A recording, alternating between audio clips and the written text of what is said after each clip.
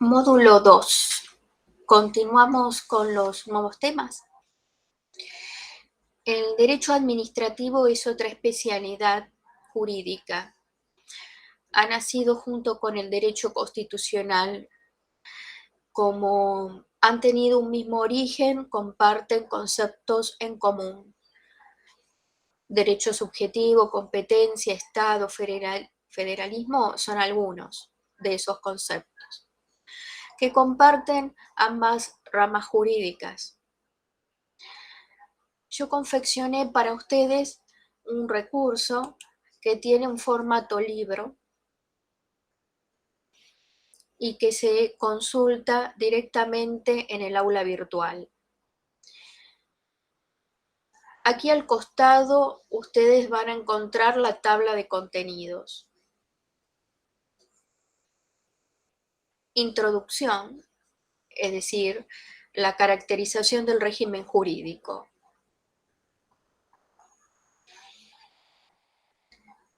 Cassagne es un administrativista especializado en derecho administrativo, sí. Un reconocido autor en la materia que al principio, en su tratado, define qué es el derecho. Como les comentaba, esta asignatura está atravesada por la filosofía, la historia y la especialidad Derecho Administrativo también, al igual que el Derecho Constitucional y todas las ramas jurídicas están atravesadas por filosofía, historia. Así que presten atención a esas dos breves líneas que toma posición en una corriente filosófica llamada trialismo.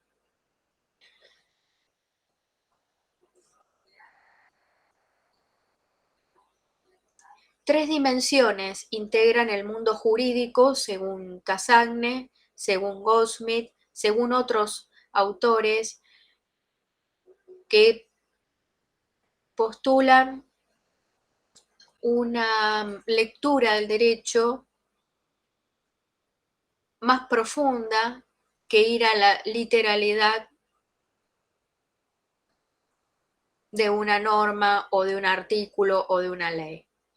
Tres dimensiones que integran el mundo jurídico, es decir, que el fenómeno jurídico, aquello que se presenta ante nuestros ojos como tal, está compuesto por conducta, valor y norma.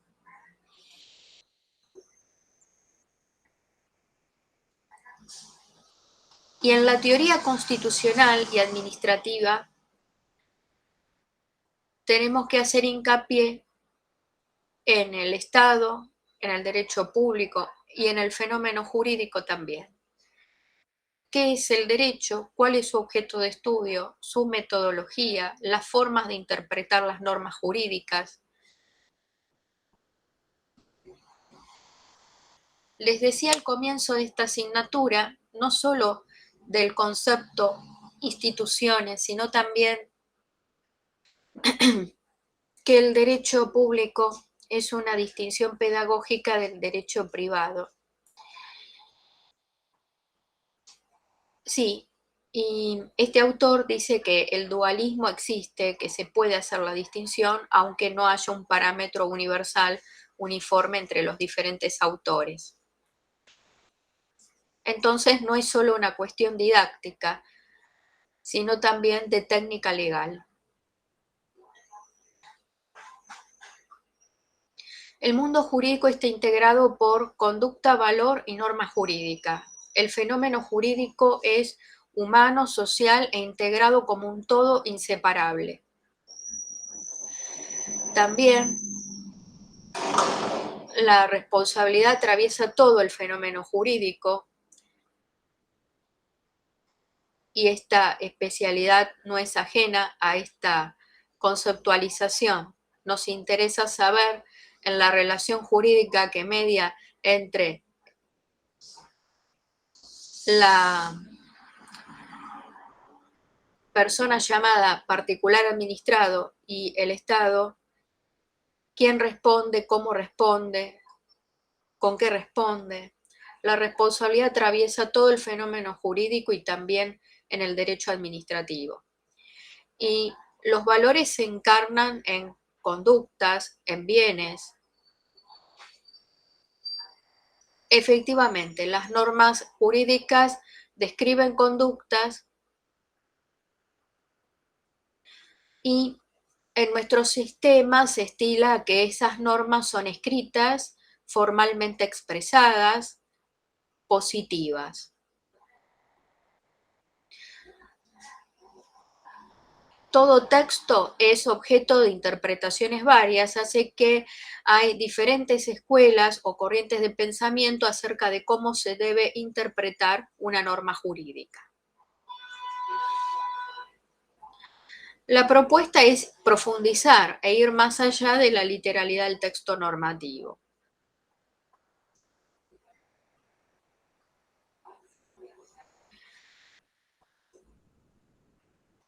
¿Qué es el derecho?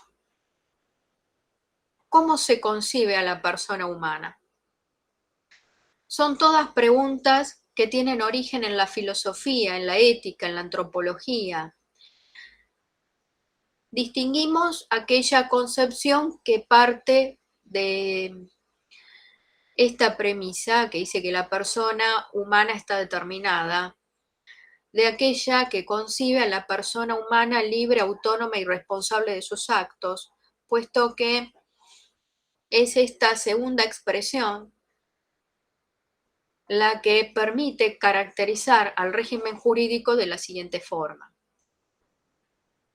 Reconoce la libertad y cada persona tiene un ámbito donde sabe desarrolla su personalidad. Prevé la libertad de conciencia, de opinión sin censura previa, libertad de expresión y de culto. Es un régimen jurídico que permite a cada quien construir su propio proyecto de vida, garantiza la autonomía de la voluntad de las partes en los contratos y convenciones, reconoce la propiedad privada y el derecho de propiedad, emplea la técnica llamada amenaza de sanción. Es decir, solo si transgredís la norma habrá una sanción. Y la regla general es la permisión. Respecto de la autonomía de la voluntad de las partes, esto es muy propio del derecho privado. Ahora bien, tenemos el contrato laboral, donde esa autonomía está limitada por un principio de orden público laboral, que enseña que por debajo del piso mínimo no se puede negociar.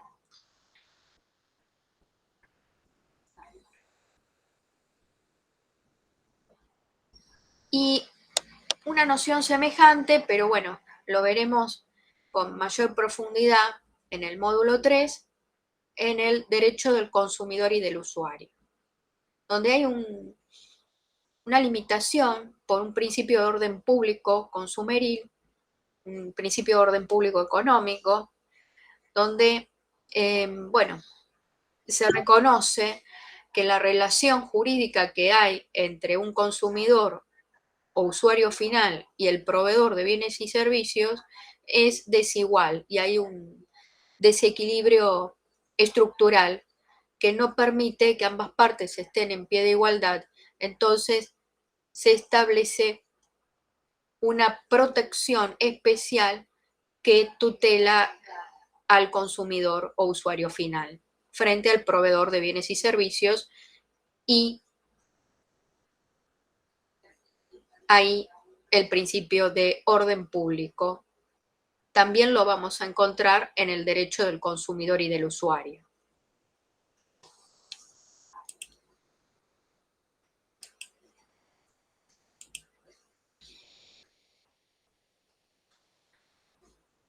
En líneas generales, Nuestro ordenamiento jurídico reconoce a la persona humana libre, con autonomía y más derechos. En un sentido progresivo se ha ido ampliando y reconocido, la Carta de Derechos se ha ido ampliando a través del artículo 75, inciso 22. A partir de la reforma del año 1994 se ha incorporado a la Constitución tratados que amplían la Carta de Derechos. Efectivamente, hay una distinción entre el derecho público y el privado.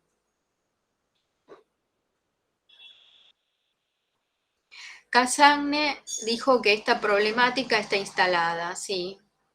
Es una problemática, es un debate abierto acerca de la distinción público y privado, del derecho público y del derecho privado. Hay zonas grises, incluso en el Código Civil y Comercial van a encontrar normativa de orden público. Ya les he citado el caso del derecho del consumidor y del usuario. No hay una suerte de solución o de cierre. Hay diferentes teorías, perspectivas dialogando entre sí.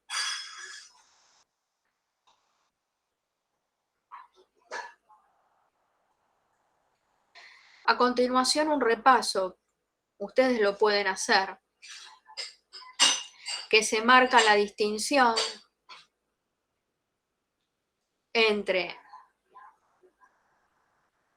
derecho privado y público para marcar la diferencia entre la realización de intereses generales por sobre los particulares. Alegar que la diferencia estriba en el sujeto, si interviene o no el Estado, o es una relación entre privados.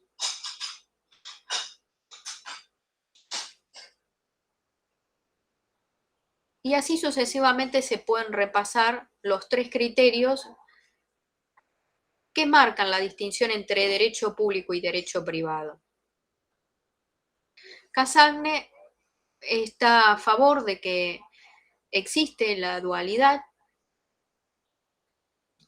y se apoya en la técnica. Primero porque hay una clasificación entre entes públicos y privados. En el Código Civil y Comercial se continuó la tradición que venía del Código Civil de Vélez. La distinción existe entre bienes del dominio público y bienes del dominio privado. Y también hacemos la diferenciación entre derechos subjetivos públicos de los derechos subjetivos privados.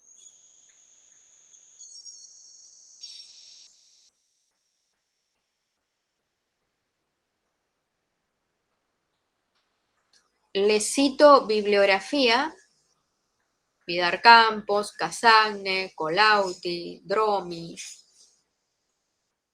Fíjense que estos autores están entre el derecho constitucional y el derecho administrativo.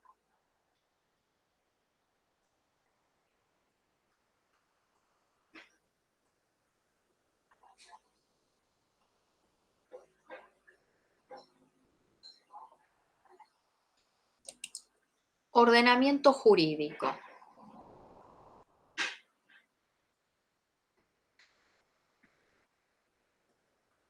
Y mientras se está cargando la página, les comento que a través de esta tabla de contenidos, ustedes están haciendo al mismo tiempo un repaso del módulo anterior y no solo ya avanzar con el módulo 2.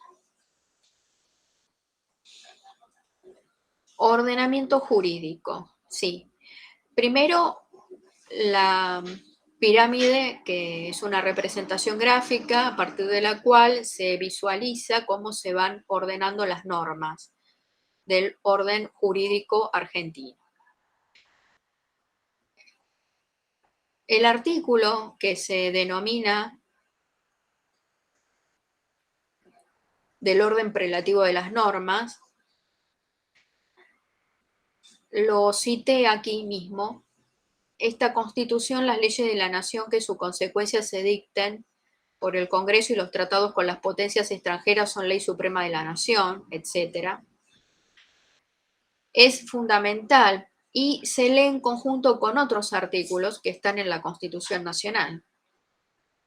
Primero porque se ve aquí bien claro que hay una subordinación del derecho local al derecho federal, lo cual nos remite al federalismo, artículos 1, 5, 121 y 129 de la Constitución Nacional. Por otro, el artículo 31, que es el que acabo de citarles, más el artículo 75, incisos 22 y 24, porque la reforma del año 94 incorpora diferentes clases de tratados, entre ellos los que tienen una jerarquía constitucional comparable o que han sido incorporados, y después están los que tienen una jerarquía superior a las leyes, que siempre han estado, pero aquí está mencionado concretamente una clase de tratado que se llama Tratado de Integración.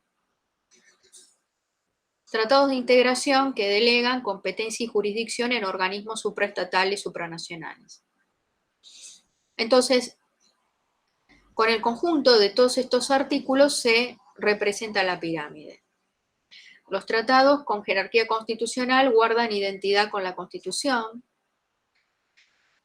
Bueno, toda esta expresión también es debatible. Hay autores que postulan a favor de que los tratados tienen una jerarquía comparable y otros que sostienen que han sido introducidos o incorporados a la Constitución. Incluso hay quienes dicen que no es una cuestión meramente semántica, sino que influye en el control de constitucionalidad.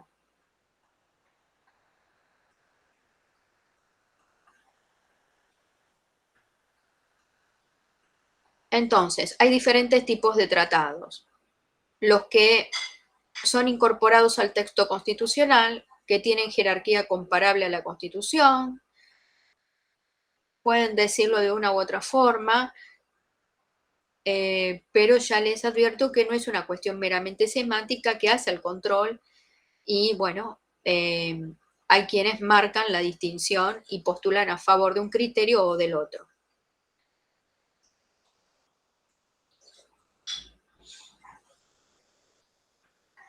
Hay un doble control, no solo un control de constitucionalidad, sino también de convencionalidad.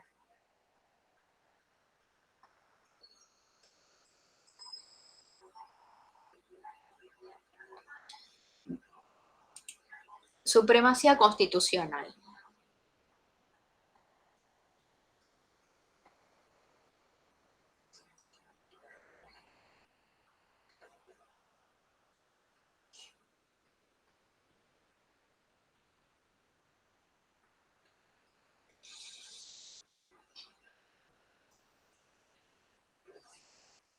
Sostener la supremacía de la Constitución implica hacer el control. Como les decía, no es solo de constitucionalidad, sino también de convencionalidad. Es decir, que una ley de rango inferior tiene que ser pasible de ese filtro de comparación con el texto constitucional y el texto convencional.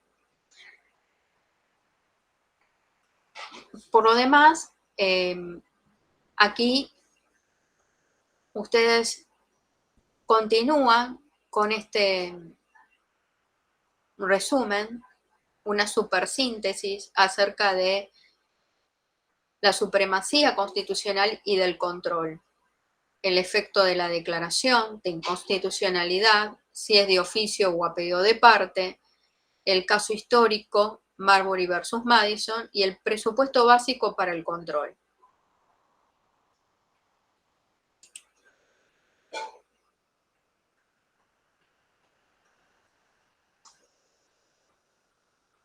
Tratados internacionales.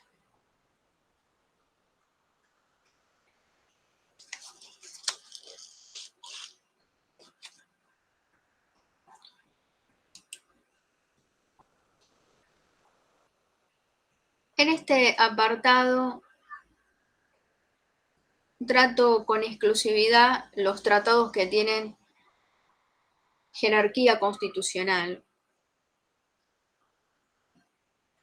artículo 75, inciso 22, un inciso que dice que estos tratados no derogan artículo alguno, sino que sirven para echar luz a la interpretación y aplicación de normativa contenida en la primera parte.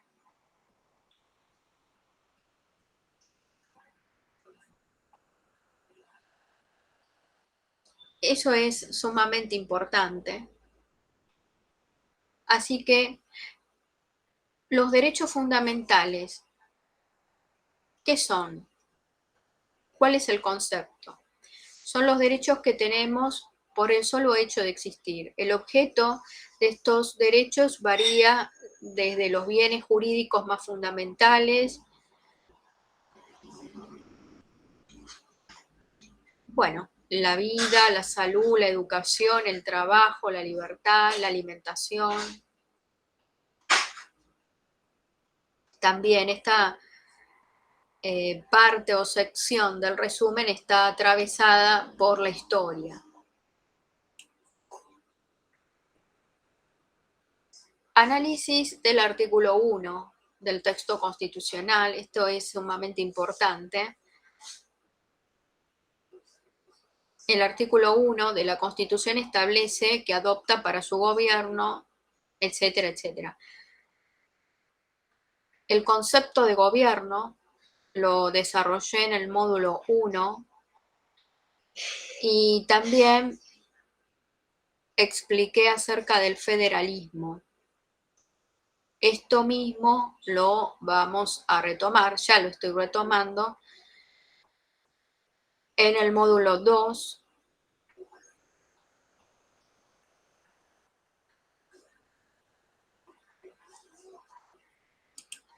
Ampliamos. División de funciones. Simple, nos vamos a circunscribir a las competencias del poder legislativo, ejecutivo y judicial. Esto es también una garantía, así como también es una garantía la independencia del poder judicial.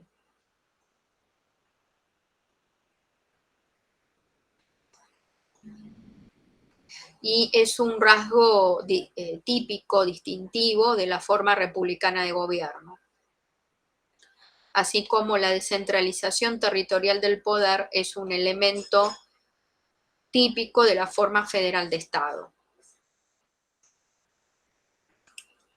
Continuamos entonces con una supersíntesis.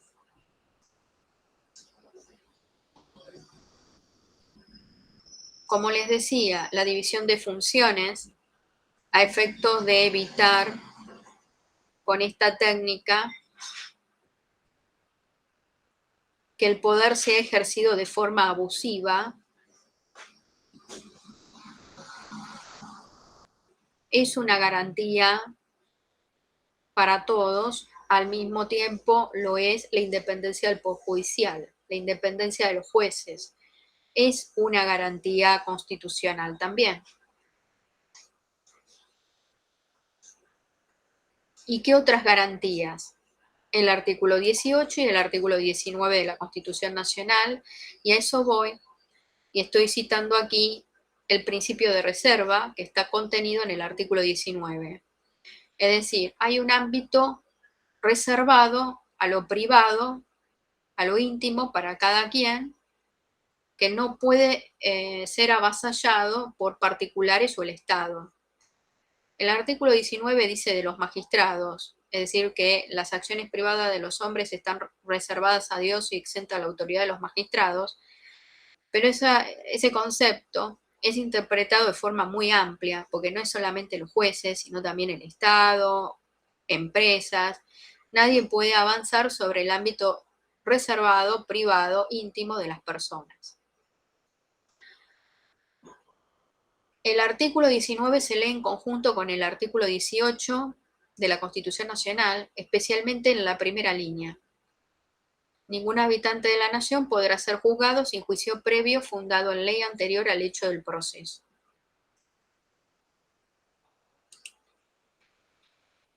Garantías. Avanzamos así al capítulo 5 de este pequeño libro que armé para ustedes.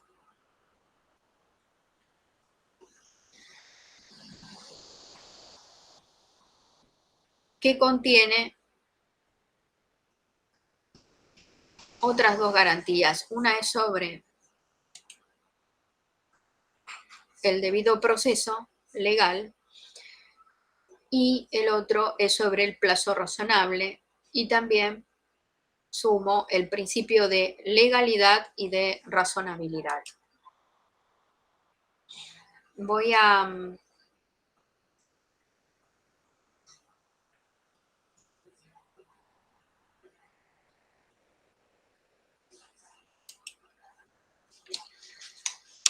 esperar mientras se está cargando la página, pero al mismo tiempo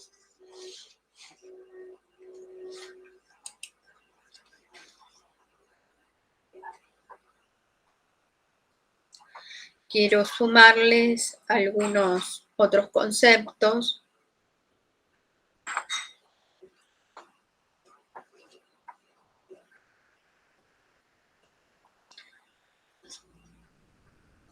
acerca de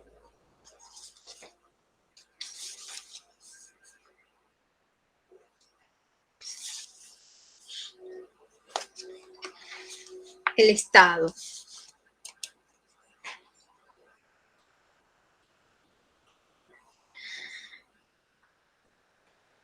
En el módulo 1 desarrollé el concepto de gobierno. Ahora bien, ¿qué es el Estado?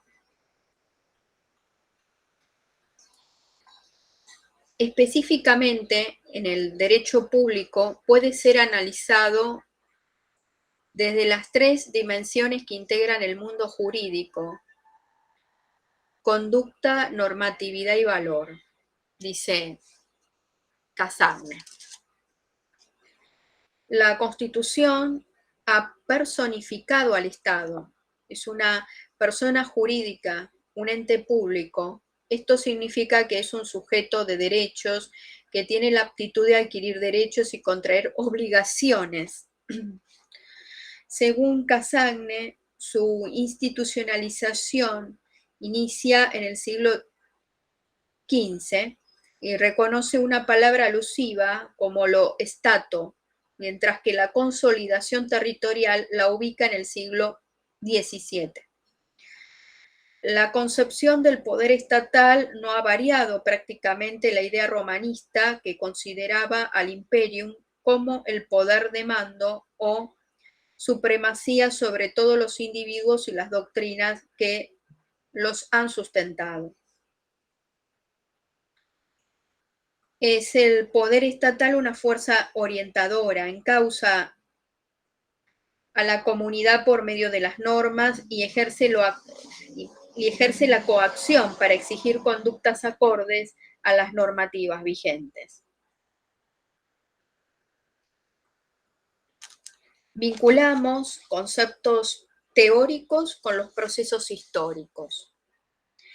Así, la Constitución es producto de un proceso histórico, también el concepto moderno de Estado. García Pelayo dijo: el Estado es una organización que tiene por objeto asegurar la convivencia pacífica y la vida histórica de un grupo humano. Pacífica no quiere decir basada en el consentimiento general, sino simplemente en la eliminación de la violencia en las relaciones entre los individuos y los grupos que forman la población de un Estado. Vida histórica significa decidir su propio destino dentro y según las posibilidades de una situación. Lo primero lo consigue el Estado en cuanto recaba con éxito el monopolio de la violencia y en cuanto por medio del poder es capaz de asegurar la vigencia de un orden en cuyo marco se desarrolle la convivencia.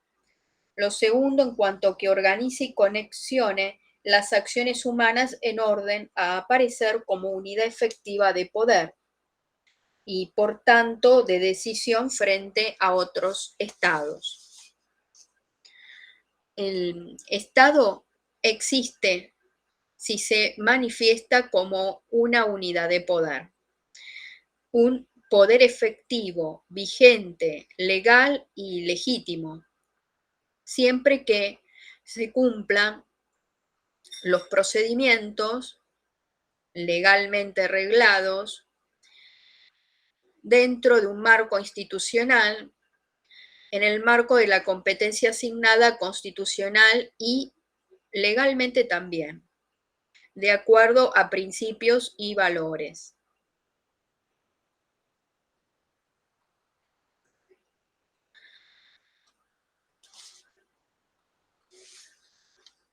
Repito, el Estado es una organización que tiene por objeto asegurar la convivencia pacífica y la vida histórica de un grupo humano. Vinculamos los conceptos teóricos con los procesos históricos. La Constitución es producto de un proceso histórico, también el concepto moderno de Estado. Garantías. Sí, continuamos con este tema. Como les decía, la regla es la permisión, no la prohibición. Es de técnica legal. Se prohíbe siempre que sea para tutelar un bien jurídico. Por ejemplo, resguardar el patrimonio. Y en el Código Penal, el hecho de resguardar la propiedad implica tipificar el robo, el hurto, el daño, las estafas, que son todos delitos contra la propiedad. Así que esto está previsto en el Código Penal, se tipificaron estas conductas y cada tipo penal que corresponde a la figura de robo, de hurto, de daño, de estafas, etc., contiene la descripción de la conducta y la pena en el caso de haber cometido alguno de estos delitos. En síntesis, las prohibiciones o limitaciones solo pueden ser impuestas por ley, son una excepción, no la regla, y es en aras de tutelar un bien jurídico. Y de ahí la razonabilidad.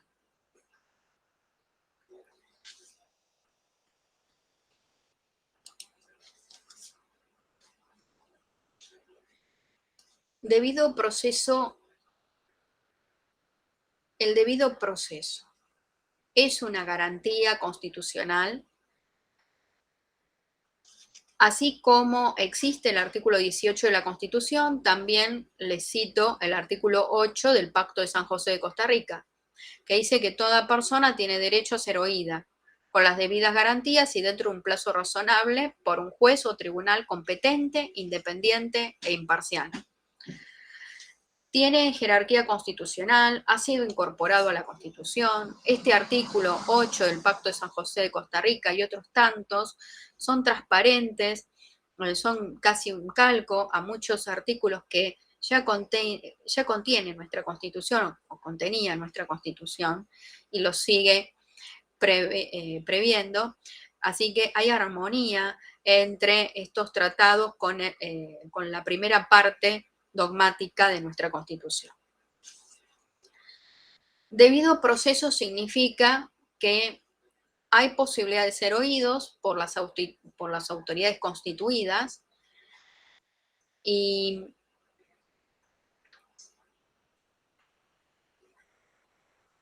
debido proceso significa que hay contradicción, que hay debate, que hay alguien que acusa, que hay otro que defiende, en el medio se ventila prueba y después finalmente un juez independiente, neutral, competente, va a dictar una sentencia en base a lo que escuchó y en base a las pruebas. De todo eso se forma la sentencia judicial, ha observado las conductas durante todo el proceso, ha escuchado a todas las partes, se produjo prueba, es decir, que hubo testigos que aportaron su testimonio, peritos que aportaron una opinión técnica y finalmente el juez dicta una sentencia y a su vez hay posibilidad recursiva, es decir, que si alguna de las partes se siente agraviada por la decisión, lo perjudica, puede apelar. Así todas las instancias hasta llegar a la corte.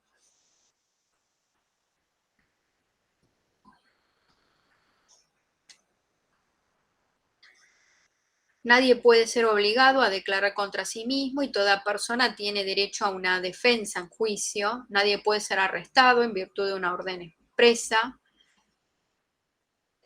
Nadie puede ser arrestado sino en virtud de orden expresa, es decir, escrita y expedida por autoridad competente, y el domicilio y la correspondencia privada es inviolable.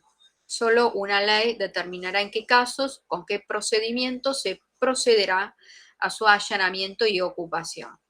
Con estos 3 ítems estoy citándoles también el artículo 18 de la Constitución Nacional, y así hay otros artículos contenidos en tratados que tienen jerarquía comparable, muy semejante a esto que acabo de leerles. Esto no solamente aplica al proceso penal, también a las otras ramas del derecho procesal civil y comercial, y, por supuesto, también en el procedimiento administrativo. Fíjense que utilizo proceso y procedimiento y no son sinónimos.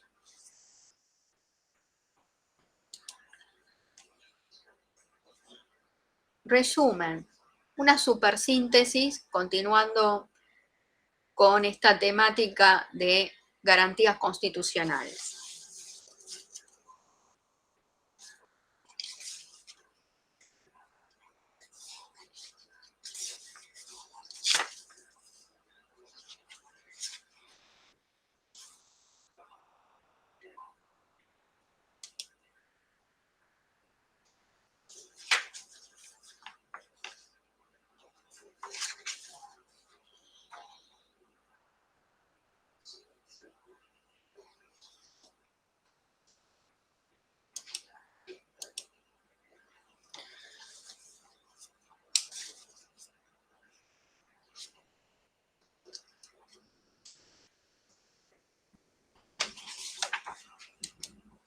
Mientras se carga nuevamente la página, les comento lo siguiente.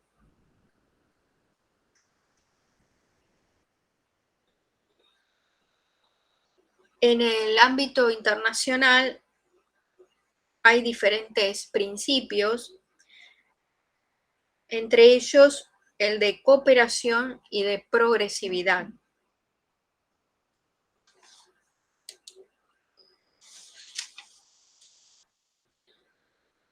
Peces Barba dijo: la presentación inicial de los derechos fundamentales se hacía ya con una propuesta válida para todos los hombres, de la que todos eran titulares, es decir, que nació con la característica de la generalidad. La portada de la Declaración y la mística de la Revolución Francesa han sido la igualdad y la libertad, y el balance entre los dos principios, sus pesos y contrapesos, será el argumento de toda la política y la doctrina de los años y de los siglos siguientes. Además, la Revolución Francesa, además de ella, hubo 2 guerras mundiales que han determinado el avance en esta materia de los derechos fundamentales. Un acontecimiento muy importante se dio en el año 1944.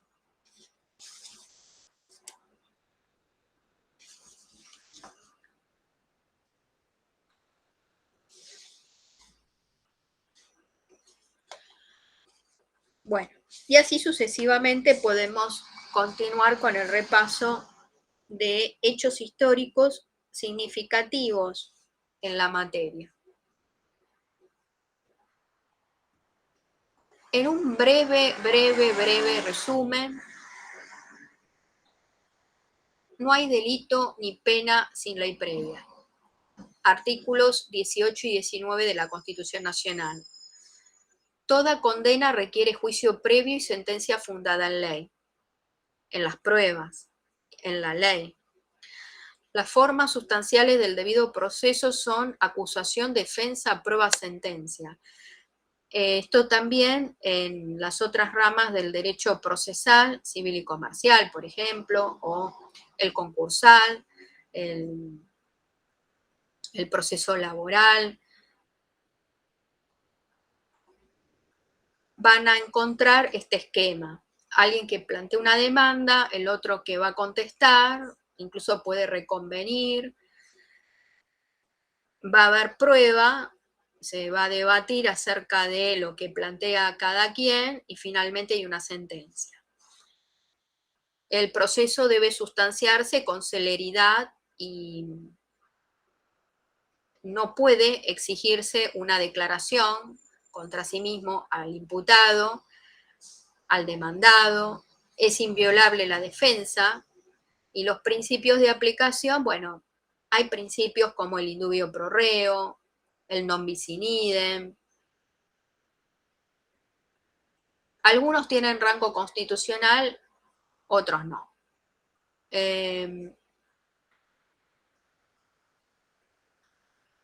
Y hasta aquí me estoy refiriendo al proceso clásico de resolución de disputas.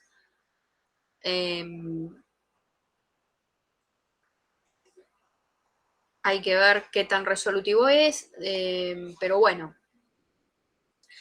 es un mecanismo tradicional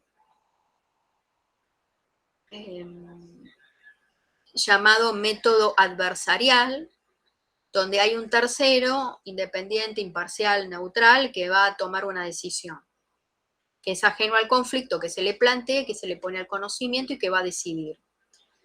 Después está el arbitraje como otro método de carácter adversarial y hay otros que son alternativos, participativos, de resolución de disputas, que son la negociación, la mediación y la conciliación.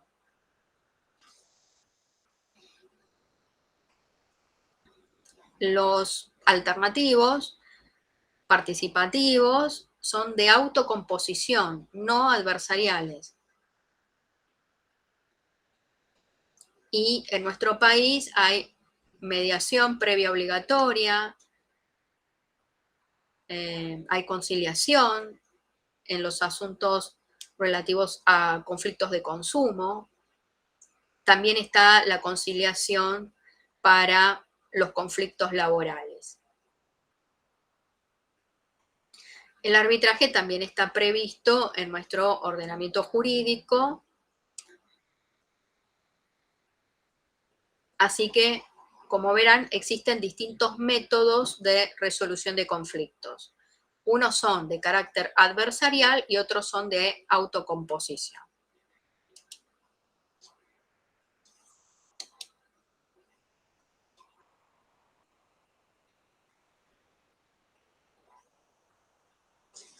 El principio de legalidad y de razonabilidad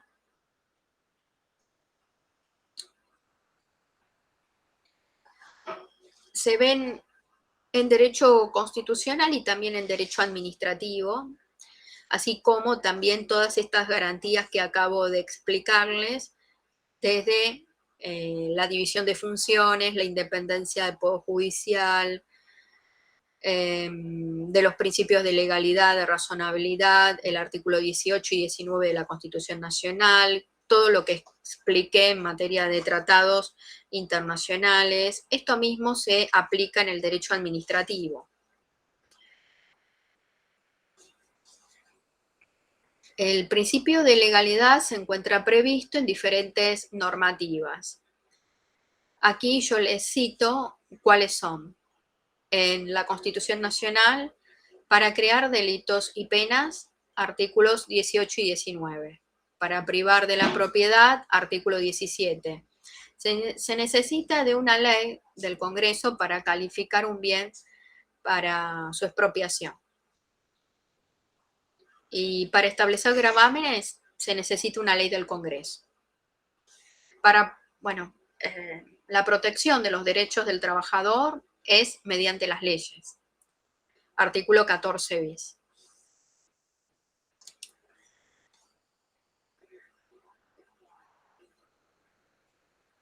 En derecho administrativo van a profundizar en la relación jurídica que media entre el Estado y el particular administrado. Ahora yo les voy a mostrar, a partir de este recurso, que existen otros temas, como por ejemplo la relación entre el fisco y el contribuyente, que es objeto de estudio del derecho tributario. El derecho tributario es otra especialidad y puede establecerse la relación derecho constitucional y tributario también. Principios de la tributación: igualdad fiscal, no confiscatoriedad, razonabilidad y legalidad. Recursos del Estado: capítulos enteros solo sobre la clasificación de los recursos y gastos del Estado. Del artículo 4 de la Constitución Nacional se desprende estos ítems, es decir, recursos que provienen de bienes y actividades del Estado, otros del ejercicio de poderes inherentes a la soberanía y al poder de imperio, los tributos, es decir, impuestos, tasas y contribuciones, sanciones fiscales, crédito público y moneda.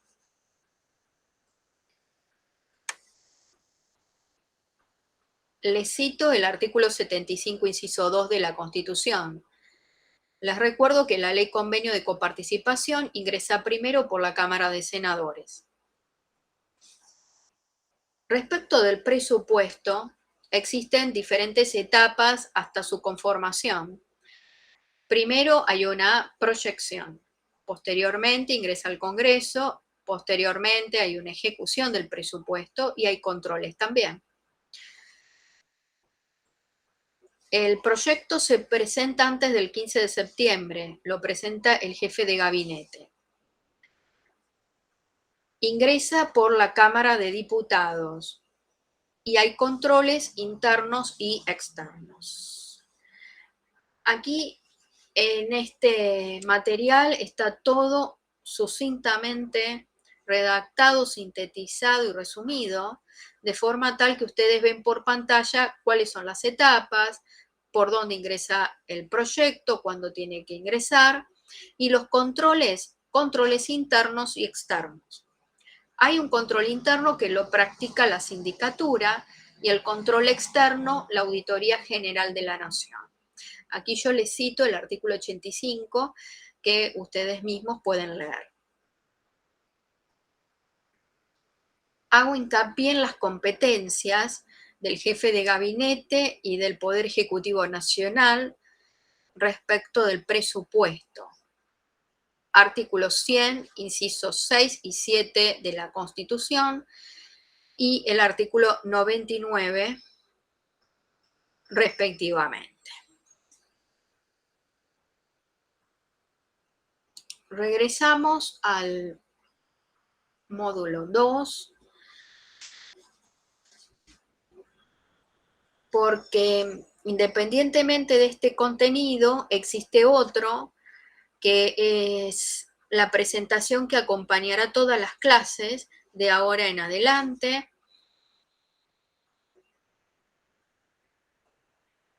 sobre derecho administrativo.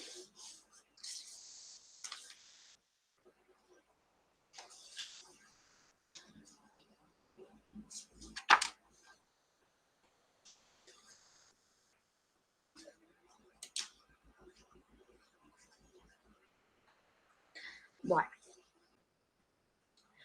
en la sección general que está al comienzo, antes del módulo 1, titulada Vamos viendo los temas progresivamente conforme el cronograma, además de estar el material de Vidar Campos, que ya lo había colgado antes, ahora van a encontrar una presentación que se titula, bueno, Presentación, Derecho Administrativo. Es un archivo PPT que acompañará las clases sobre el tema Derecho Administrativo. Como les decía, el derecho administrativo es una rama jurídica especial que contiene el concepto de derecho administrativo y algo que sería la noción fundamental de la materia es la función administrativa. A lo largo de todo el material van a encontrar que ese concepto lo repito siempre porque el derecho administrativo es puro procedimiento. Fíjense que utilizo la palabra procedimiento y no proceso.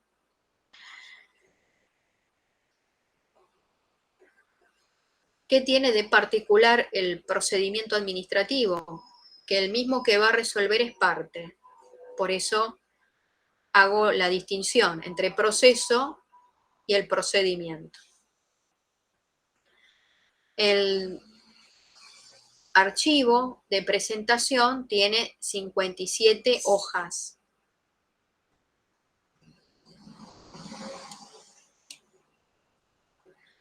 Y empieza con el concepto de derecho administrativo.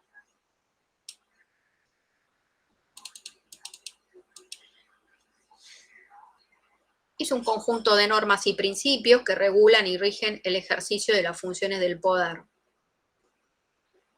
Es el régimen jurídico de la función administrativa.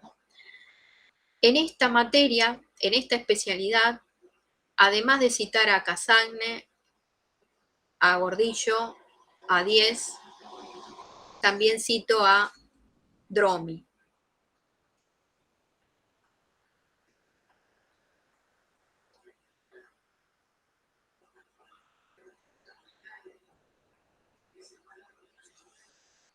El origen del derecho administrativo está marcado por el establecimiento del contencioso administrativo, que significó en su origen el control sobre las actividades de la administración pública. La función administrativa es una de las vías de actuación jurídico-formal, etcétera, etcétera. Vía, es decir, procedimiento. Por eso esta materia es puro procedimiento. Para la formación de la voluntad administrativa, sea que estemos en un municipio, en el Estado nacional, en una provincia, en la Ciudad Autónoma de Buenos Aires, la formación de la voluntad administrativa es a través de todo un procedimiento. Y hay diferentes formas en que esa voluntad administrativa se puede exteriorizar.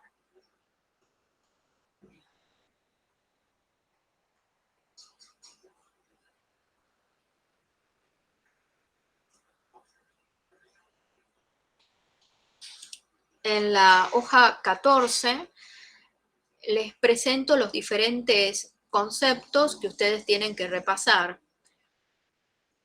Y otros, bueno, tendrán que profundizar o recién lo empezarán a ver a partir del módulo 2.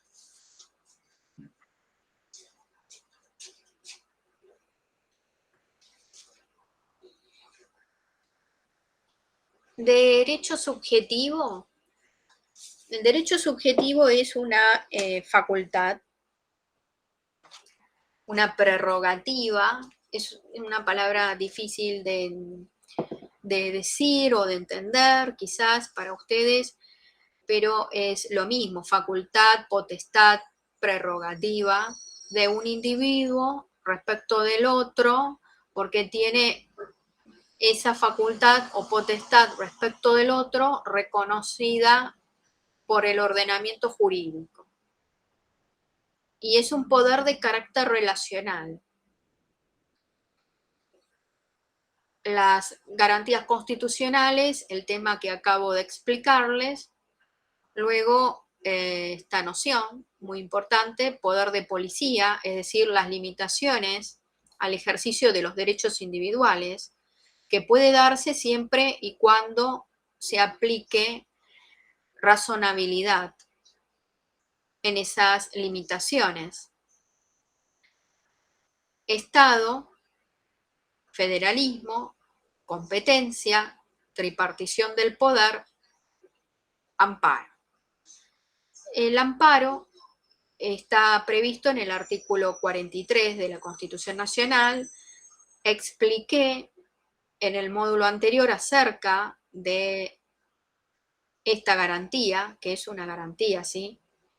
El amparo, el habeas data, el habeas corpus son garantías constitucionales. Y en el módulo 2 continuaré sobre este tema para marcar la distinción entre el amparo por mora y el pronto despacho.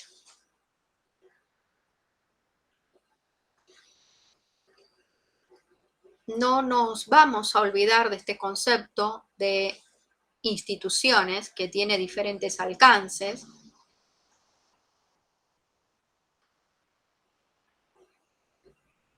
Retomaremos el concepto de fuentes del derecho, la pirámide de Kelsen, y es para puntualizar desde lo general, ¿sí?, a lo particular.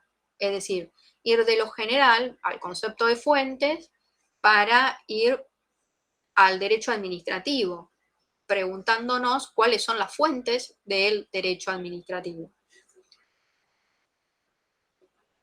Entre las fuentes del derecho administrativo vamos a identificar el reglamento y, por lo tanto, a comparar las leyes y los reglamentos.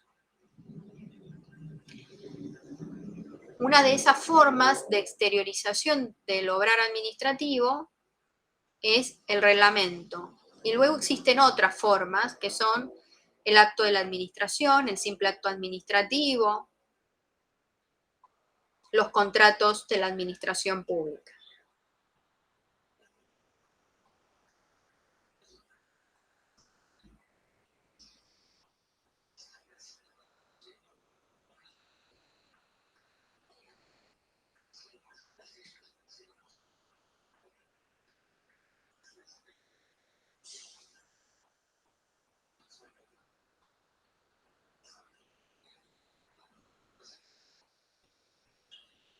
A partir del módulo 2 voy a citarles artículos de la Ley de Procedimiento Administrativo.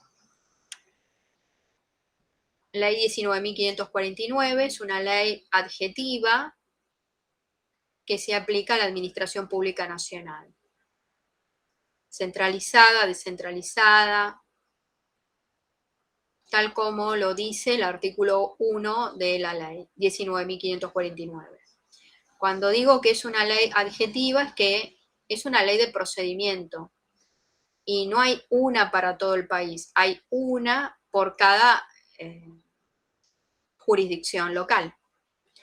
El gobierno de la Ciudad Autónoma de Buenos Aires se maneja con otra ley de procedimiento administrativo, en la provincia de Buenos Aires con otra ley de procedimiento administrativo y así sucesivamente con cada una de las jurisdicciones locales. Por eso es que por eso les adelanto que solo me voy a focalizar en esta.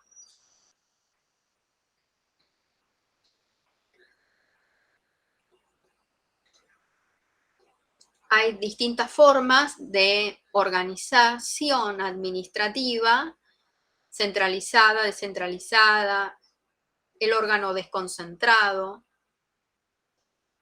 Hay formas de exteriorización de la voluntad administrativa que acabo de citarles. Entre ellas, el hecho administrativo. Hasta el momento les había citado los actos de la administración, los contratos, reglamentos, y este también es una forma de exteriorizar la voluntad de la administración, es una actividad material.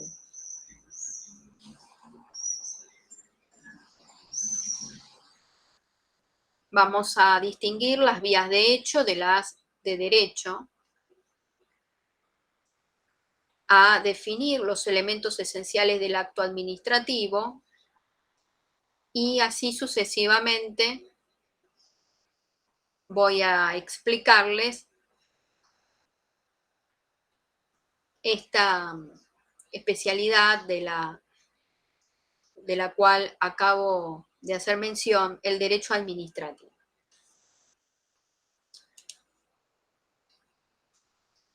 Quedo a su disposición para la atención de consultas. En el módulo 2 tienen una pequeña actividad. Si no saben la respuesta, la idea es que ustedes busquen, investiguen. Es una pregunta cerrada para contestar por sí o por no. Y va a cerrar la próxima clase. La idea es que cuando grabe la próxima ya tenga sus respuestas de forma de darles una devolución. Investiguen un poco a ver si las acciones contra el Estado deben ir primero a una mediación previa obligatoria o no. Y nos estaremos reencontrando la próxima.